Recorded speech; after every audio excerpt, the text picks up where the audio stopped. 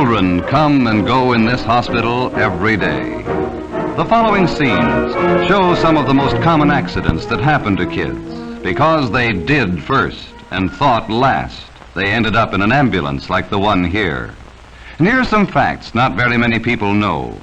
More children are crippled or killed by accidents in their home or neighborhood than all the diseases like polio, TB, and heart trouble put together. Tell that to your mom and dad tonight. They'll really be surprised. For instance, we know that every boy and girl should know how to swim. Uh-oh, that girl wants to have some fun. Looks like she's telling her friend to jump on Johnny when he comes up from his dive. Yep, that's what she told him to do, all right. That's a good trick. It worked out just like she planned. Wait a minute, something's wrong with Johnny. Of course, tricks don't always turn out as we think they will. Like this one, for instance. Lucky for Johnny that Pete knew enough to drag him out of the pool and give him artificial respiration at once. Had they waited until they got to the hospital to do it, like this poor boy, it would have been too late.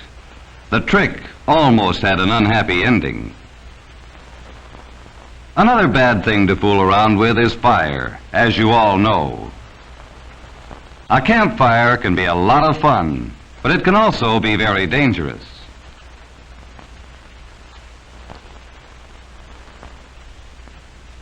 But Bill just isn't thinking about danger. It sure makes you mad when you try and still can't get a blaze started. It seems that David here has a good idea.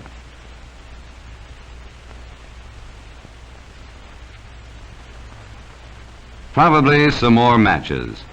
Although if he hasn't started it by now, if that's gas in that can, he's going to be awfully sorry. Maybe one of his pals will stop him from throwing that gas on the fire. No one said a word. They're too busy concentrating on the fire to think about what might happen. And did happen. So, another bad accident. It doesn't always take gasoline to make fire dangerous. With know-how, you can burn fires. With carelessness, fires will burn you.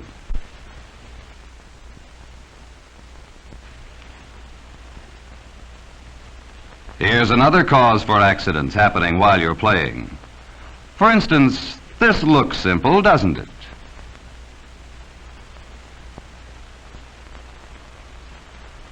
And it was, until one of the boys decided to jump. Whoops, there he goes. He still seems to be in one piece. He said it was easy, nothing to it. Tells his friend to jump. But this boy isn't so sure. Come on, Mike, don't be afraid. Jump. It's not high. So Mike, not wanting to appear afraid, takes a deep breath and jumps.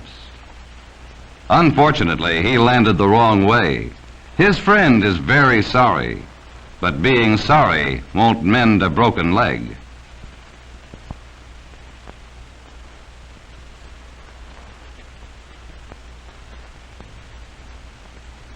So the hospital gets another patient. Jumping from high places isn't smart, and pushing somebody when he doesn't expect it can be very dangerous. Walking on picket fences, climbing around old buildings may be fun, but it can also put boys and girls in the hospital, and that isn't so much fun.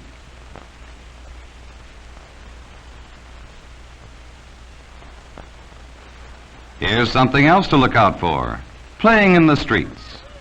Ball games are fun, but they should also be safe. That's what playgrounds and schoolyards are for. For if he keeps his eye on the ball, he can't look out for traffic too.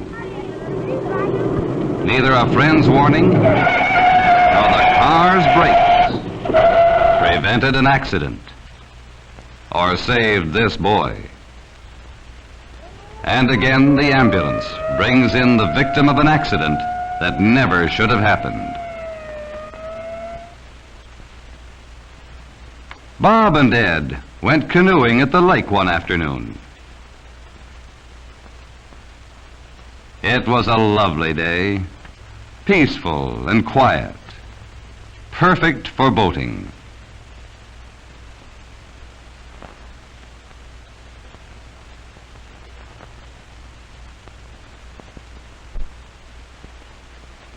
Too quiet for Ed, I guess, 'cause all of a sudden, he shouted to Bob to look at something on the shore.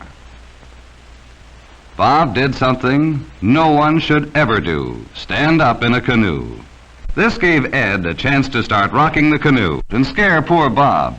But once again, what started out as an innocent joke ended up in something more serious. It's a good thing Ed remembered what he'd learned in the Boy Scouts and threw Bob a safety seat in time to prevent a drowning. Guns cause some of the worst accidents and the most tragic: blindness. Such a gun is not only illegal for boys in most cities, but is a possible killer and crippler in their hands.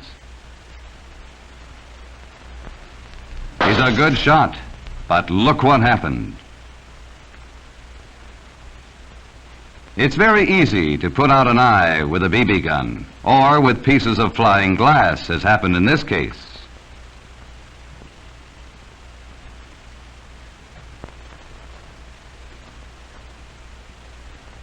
Is it worth this, boys and girls? Supposing this were you. Just getting a half look at the world because someone didn't know how to use a gun safely. Now take the case of this young lady, cutting out paper dolls in the safety of her own home. Doesn't seem possible an accident could happen here, does it? When she heard her father at the door, she got excited. She'd just have time to hide behind the door and surprise him, like she did every night. She jumped to her feet. This time it was different. She tripped and fell on the scissors. And the doctor has another patch-up job to do. It's always dangerous to run with scissors or any other sharp, pointed object in the hand. It's also dangerous to climb on anything while holding scissors. If you fell, you could cut yourself or poke out an eye.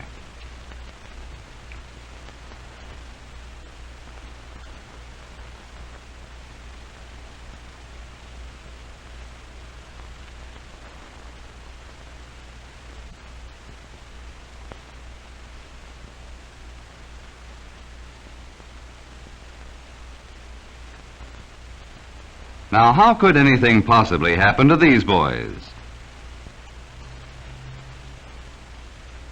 Let's go out to the edge of the cliff. His friends know better. But Nick feels like exploring. He doesn't stop to think that the fence was put up for a reason.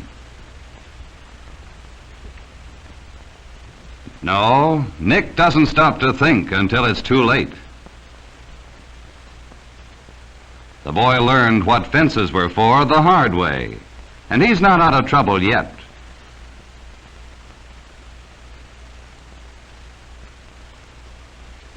But lucky for Nick, he's not alone. One of his friends goes for help.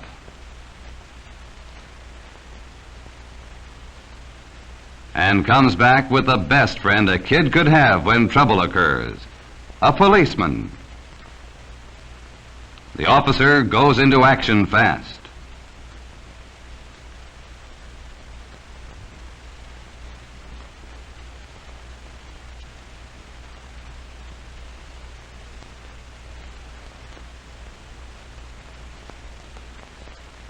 And the job of rescue begins. That's another thing to remember, boys and girls. Whenever you get into real trouble, go to your nearest police officer or sheriff. You'll find him a real friend in need.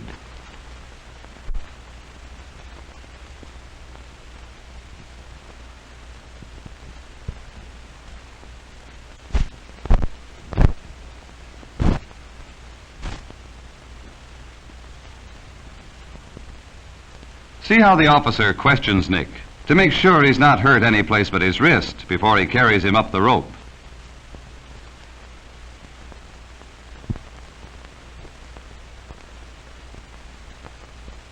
He's learned his lesson and was lucky not to have been hurt more than he was.